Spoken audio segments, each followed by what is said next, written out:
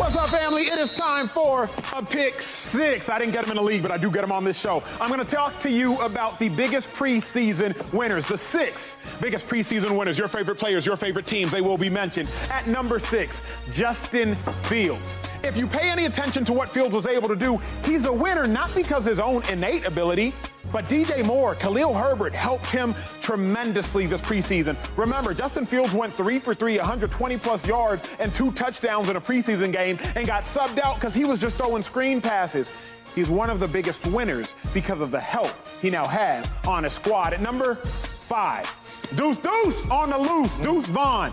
He's about 5'5", not a big dude, but his game is huge. Out of Kansas State, 6th-round pick for the Dallas Cowboys. Why is he the biggest winner? Because in my mind, he really cemented himself as that gadget type of back for the Dallas Cowboys. You know they're going to have Tony Pollard, but they're going to need a little extra burst, a little extra acceleration, and Deuce Vaughn, he showed up in a mighty way this preseason. At number 4, George Pickens is a name you need to familiarize yourself with of the Pittsburgh Steelers. He was an absolute dude at the University of Georgia, came into the league, and now he has become that same absolute dude. Because of Pickens, Pickett will have himself quite the year. At number 3, Brock Purdy.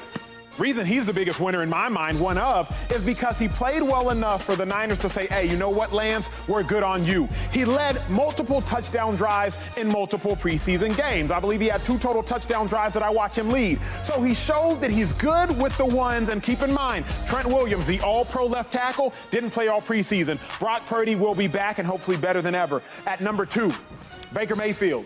They said it was a quarterback competition. It was no competition at all. Kyle Trask, he was hand-selected by the Buccaneers out of Florida. Baker Mayfield said, I don't care. I've only been here for 4 months. That's 4 months long enough for me to own the starting job. Dominated in the preseason, and maybe, just maybe, he can keep the Bucs atop the NFC South. And then at number 1 for me, the man who has the biggest shoes to fill, Jordan Love.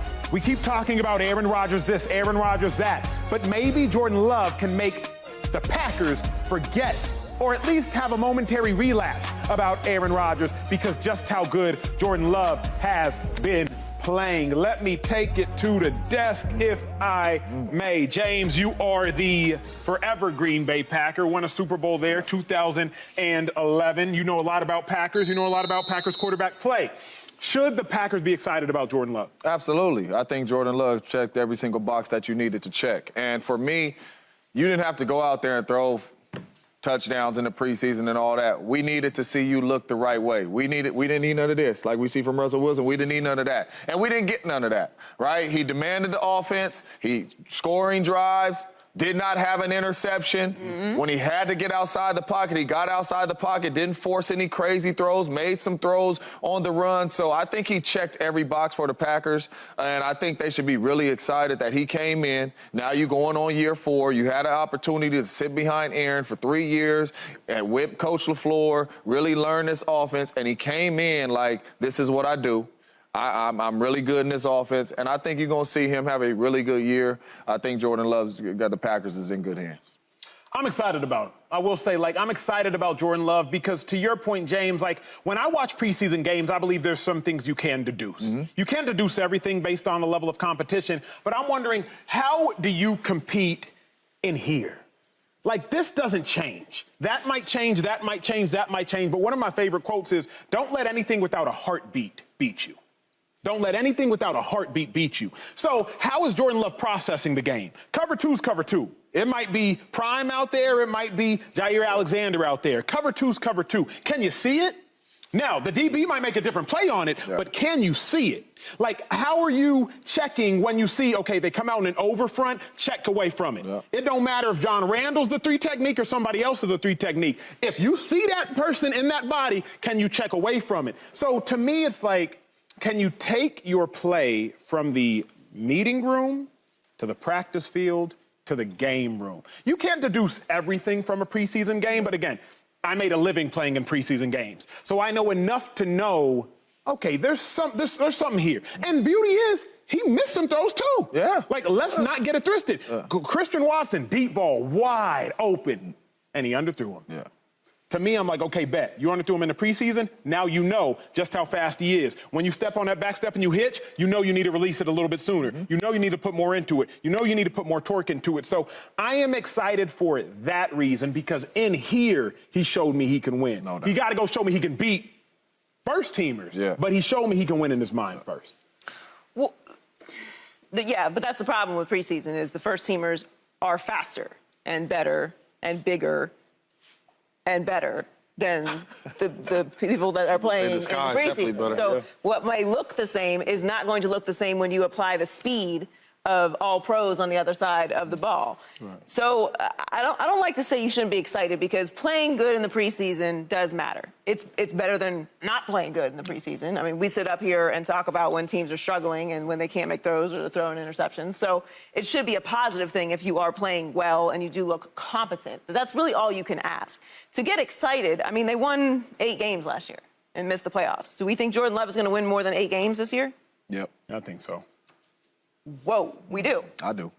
How many games do you think the Packers are going to win this year? At least they're going to get to 10 or 11. 10 or 11? You said 11. I was with you at 9. No, we're going to. 11's a lot. 11's a lot of wins. 11 is, I mean, 17 good games. We're going to get to 11. He's a homer. We're going to get to 11. I mean, okay. Well, look, I think that Jordan Love will have a competent season. I don't know if I can get crazy about the Packers last year. You had Aaron Rodgers, who won an MVP the year before, who is obviously a legend, who we are now talking about possibly taking another team to the Super Bowl, and they won 8 games last year with him. Yeah. So I can't expect Jordan Love to... I can't expect Jordan Love to come in. We lost our best pass rusher. Okay, I hear you. But this is Jordan Love's team for the very first time. Yes. I think it's a positive thing, but I cannot personally get too crazy about what I see in preseason, because I have to see it when it's faster. I have to see it when it's real. It's a good thing. Packers fans should feel good about it. Mm-hmm. The front office should feel good about it.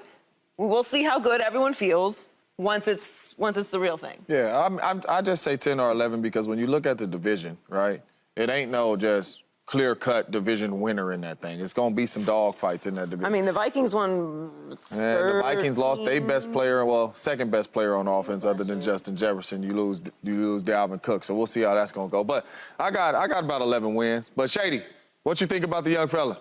You like him? I like him. The best part about this is, like, the expectation level for Jordan Love. Like, what is it? Yeah. We're not expecting him to go out here and be like this great player, because we don't know.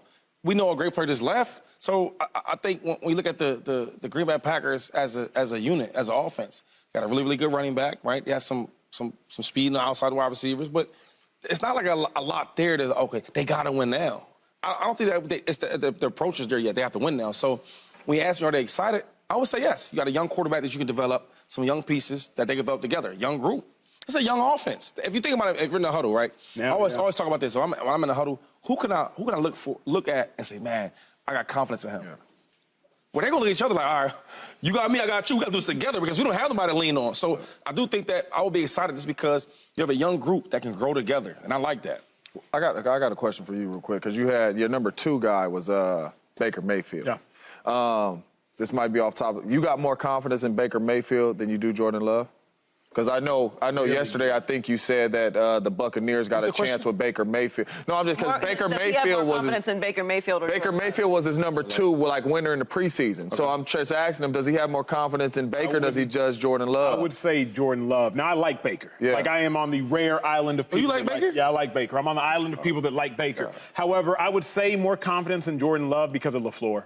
I love Todd Bowles as a defensive mind. One of my favorite defensive minds ever. He coached my brother for 3 years. I know his system well. I know his base play calls, know all the things.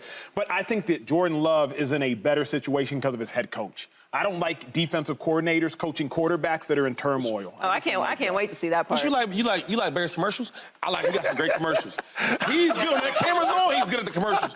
Are you talking about a quarterback? I thought this was the commercials. I'm as a QB, man. I can't wait for the season.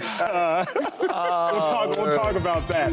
All right, coming up. Subscribe here to get the latest from Speak, and go watch a few segments from our other shows on FS1.